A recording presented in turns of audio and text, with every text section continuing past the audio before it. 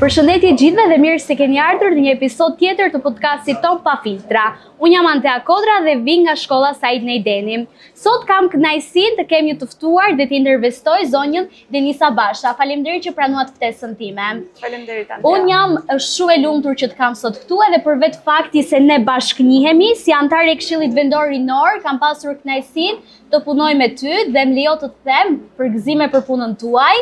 Është një punë e mirë bërë, por patjetër ka vend për të bërë edhe më mirë. Gjithsesi, shumë faleminderit. Shumë faleminderit për ftesën Antea, edhe ndihem edhe e privilegjuar, edhe me emocione që jam përpara teje, por shumë e entuziazmuar që të bëj këtë bisedë me ty. Faleminderit. Do doja ta vazhdoja këtë intervistë, në fakt doja të njoh më shumë për Denisën, se si është ajo në jetën e saj personale, larg punës, po patjetër nuk mund t'i shpëtosh pyetjes klishe që bëhet sa herë që punon me të rinj. Si është punosh me të rinj? Një impresion, si është?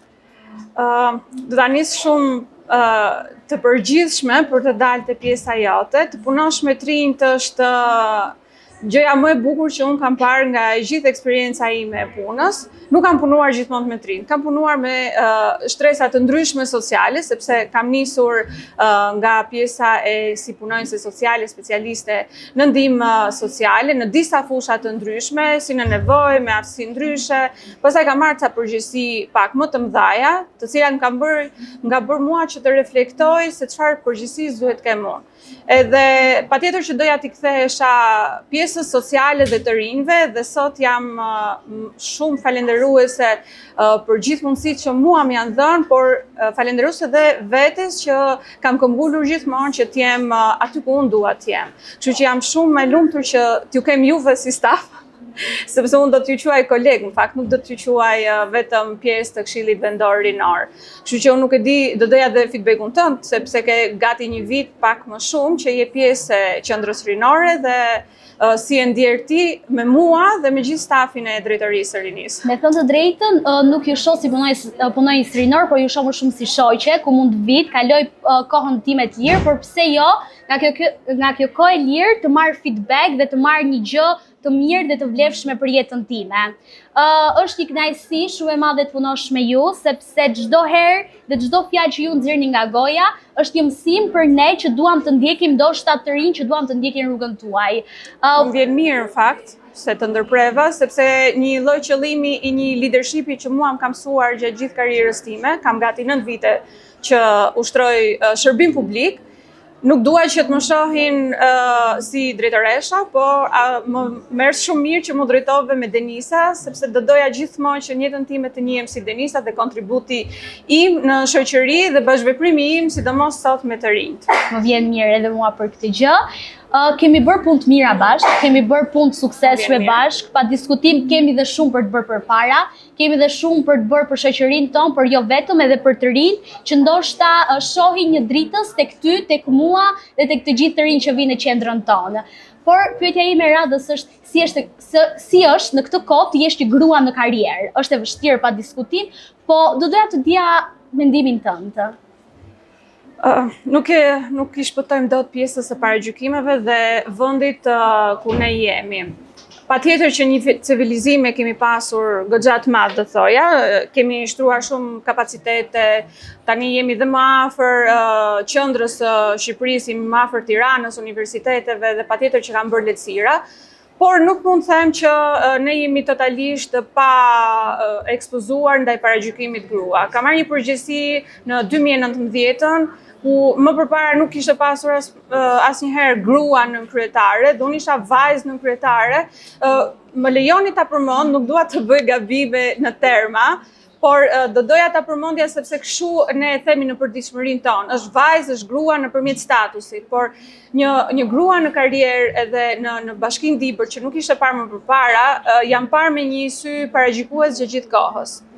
Jam parë me një sy rivaliteti gjatë gjithë kohës, si nga vajzat, si nga djemt, dhe më vjen mirë që jam këtu për ta përmendur që duhet të jemi më mbështetës ndaj njëri tjetrit, jo vetëm vajzë me vajzë, jo vetëm meshkujt kundrejt femrave që t'jenë supportues, po duhet t'jemi supportues nga të gjithë.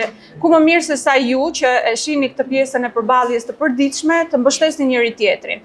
Të jeni miq rreth të parë, të respektoni vendimet tuaja, të respektoni idetë, sepse nuk ka mendim të gabuar, nuk ka një ide që nuk vlen, por të gjitha idetë vlen dhe të gjitha idetë nisen. Unë kështu e kam nisur dhe i kam thënë vetes vazhdo me qëllimin tënd dhe kur ke një qëllim patjetër që do ja arrish. Koha mund të ishte pak më e shkurtër për të arritur një gjë që unë mendoja që mund ta kisha arritur më përpara, por përsëri duhet të rish qëllimit tënd. Edhe ka qenë e vështirë, unë mendoj se vazhdon të jetë pak e vështirë, por për fat mirë qeveria shqiptare sot ka bërë një ndërhyrje goxha të madhe duke vënë gra drejtuese në pozicione shumë të rëndësishme, duke nisur nga zëvendës kryeministre drejtuese, ministri dhe ku më mirë se ministria për të rinjt ka një grua drejtuese dhe është një plus për t'i dhënë një shembull të rinjve. Kemi dhe gra patjetër në pushtet lokal në pozicione drejtuese, por do doja që t'ishim pak më shumë në pozicione më kyçe, jo në rogos, si të themi, apo ndjes për, ndoshta mund të jetë lapsus, jo rogos tamam, por që një detyrë drejtuese dytësore. Për shembull, kemi një kryetare bashkie grua dhe shpresoj që në të ardhmen të jetë një e tillë, sepse po hedhim hapa për të drejtat e grave, për t'i dhënë atë pushtetin që vërtet ndjes, për t'i dhënë atë pushtetin që vërtet gratë e kanë. Vjen mirë edhe që japi mesazhe të tilla që gratë dhe vajzat duhet jenë gjithnjë një pushtet. Po do të më lejo të citoj në fjalimet që ti mban, le ta themi kështu, se herë që ne vim te qendra, thua që të punosh me ju është një mësim. Dhe ti mëson çdo ditë nga të rinjt. Na ke thënë në një ndër këto takime tona. Tani unë do doja të ta bëja pyetjen të drejtë për drejtë. Cili është mësimi më i mirë që ke marrë nga të rinjt? Do ta nis përgjigjen time me një shprehje të Descartesit, në fakt që më ka ndjekur gjithmonë gjatë gjithë rrugëtimit tim në shkollë, sepse filozofia ka qenë një ndër pasionet e mia, nuk e kam studiuar ashtu siç kam dashur, por e kam lexuar goxha. Edhe Descartes thotë unë dyshoj, prandaj ekzistoj. Kështu që gjithkohës jam në dyshime nëse kam bërë gjën e duhur, duhet të zhvillohem më tej, edhe ju keni sjell gjatë gjithë kohës modele të reja, ide të reja, edhe them, okay, këtë gjë nuk e pas kapditur ashtu siç duhet. Prandaj dua të mësoj më shumë, dua të them diçka më shumë. Mua më vjen mirë që pranove ftesën time, që pranove të njohim një Denis ndryshe nga ajo që njohim gjatë gjithë kohës të qendra. Kështu faleminderit që pranove ftesën time, faleminderit ju që na ndoqët dhe miru takofshim. Faleminderit.